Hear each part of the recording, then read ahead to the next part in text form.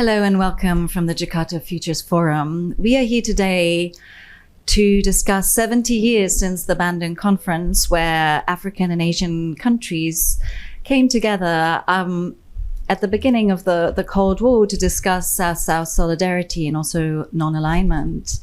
Now, today we are living in a more multipolar world, but that at the same time is also shaped by competition between America and China. And so we want to revisit the spirit of Bandung, if you will, now that we're here in Indonesia again, to see what is the contribution of the Global South, what is South-South solidarity today.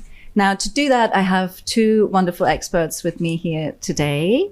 Aude Darnal from the Stimson Center in Washington, D.C., and also McLain, Gill from the Salle University in the Philippines. Welcome to you both. It's really a pleasure to have you here.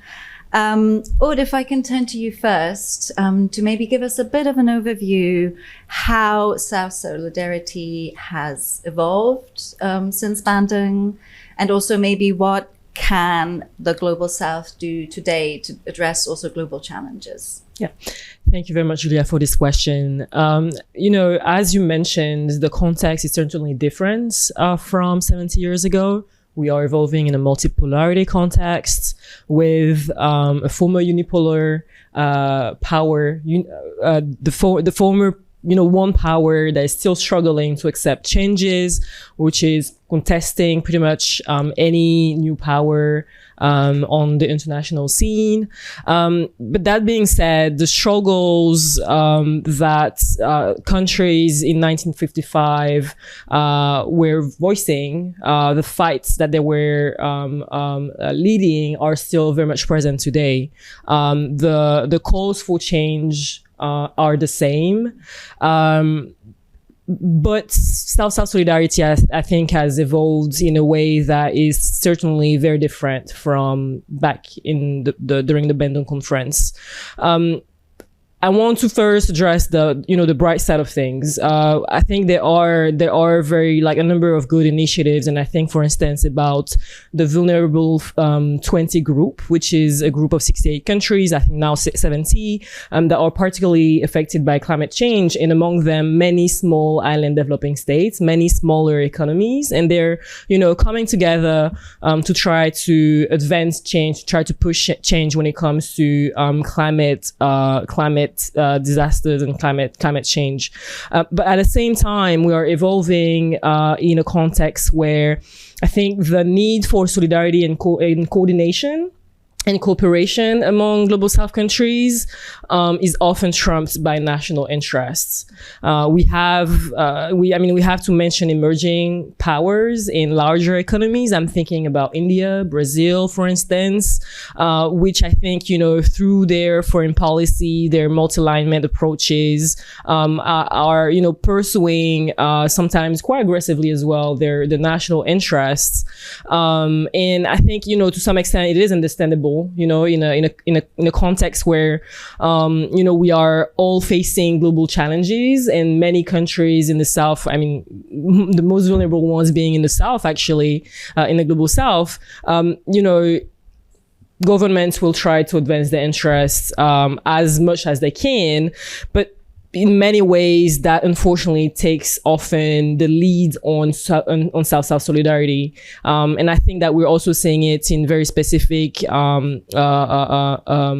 sectors, such as the critical minerals one, where we still don't see much happening, and actually where even policies at the domestic level can be detrimental to the populations and the environment. But we can also mention, trade, even global governance.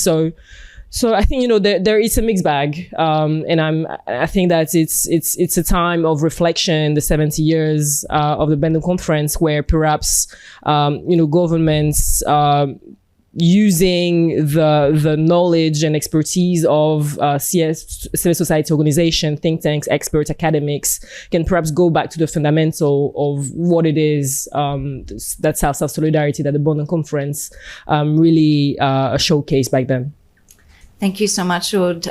Don, turning to you. I mean, Aude's already talked about some of the advantages, also some of the challenges that we're seeing today in South-South solidarity. If you could tell us maybe a few concrete examples that you see where it is really working well to address both regional but also global issues, and maybe also, again, some examples where it's a little bit more challenging.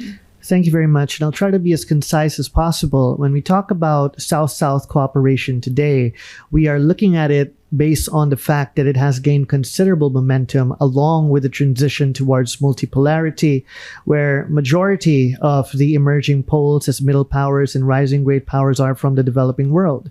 Now, for concrete examples, we see that South-South cooperation today has allowed many in the developing world to actually have their voices heard through various platforms and increasing the membership in various institutions within the developing world. So among them would be BRICS, the SCO, SICA, and many more. You see the increasing role of ASEAN to play a factor in shaping or at least setting some norms within the regional context of the Indo-Pacific. So we see this as an opportunity for developing countries to have better representation. But on the other hand, on the challenges is, of course, the fact that we should be wary about certain states with narrowly driven ambitions, expansionist ambitions that hide under the cloak of being a leader of the global South. Now, that is, of course, another challenge that is shaping up in the 21st century. Thank you so much, Don. And I think you already highlighted also one of the issues that I wanted to bring up as a follow-up, which is, of course, is the global South. I mean, it's been a huge factor in elevating voices that have been underrepresented on the global stage and readdressing and rebalancing some of the power imbalances that we have seen internationally. But of course, there's also the challenge now, are we reproducing sort of imbalances in this regional format? So if you could sort of follow up a little bit on that, and also maybe talk about what global South countries can do to address issues that are affecting everybody, including pandemics, global crises, of course, also food security issues we're going to be talking about these 2 days here. And then also for you, Aude, you can come straight in afterwards. Right, thank you. So as we see today and where I'm from, which is Southeast Asia at the heart of the Indo-Pacific, we see, of course, that the challenges come in various shapes and forms, and that is to address the dynamic security, political, economic interests of these countries, which are predominantly developing countries from the global South. The initial challenge here is how do we align the interests of global South countries with the established rules and norms set by the global North?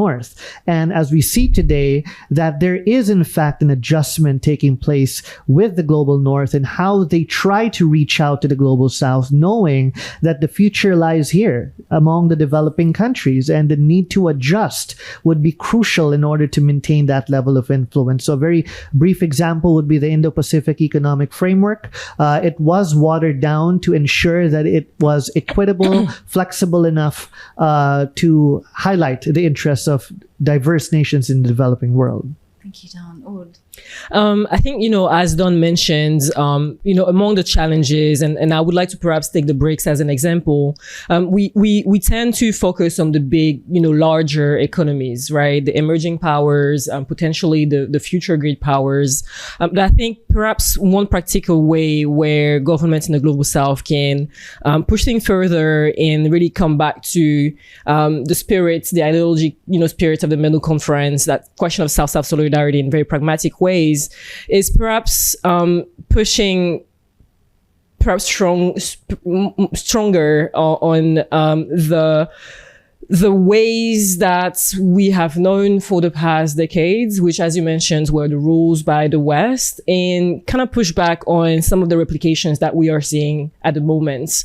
I think that when it comes to some organizations, and again, the BRICS comes to mind because right now it's probably the one that takes the spotlight, that is under the spotlights. But again, the question is is there a risk? And I think there is a risk that we simply reproduce inequitable relationships even among the global south. And that's why I like to highlight smaller economies, and particularly smaller island developing states, as someone from the Caribbean, because obviously those states are the most vulnerable. There are also particular markets, economic markets, which makes it very difficult to attract investments, which makes it even harder to develop across the board, not simply in terms of climate issues, but in terms of prosperity, agriculture, I mean, you name it. And I think that in that sense, perhaps, looking at the longer term and understanding that coordination and that cooperation is the way to ensure that countries across the board, across the global south, can develop with equitable means. Thank you so much. I think this is an issue we could discuss for hours. You've both done an excellent job of addressing it concisely and concretely. So thank you so much to both of you. And thanks to our wonderful audience. And that's it for now from Jakarta Futures Forum.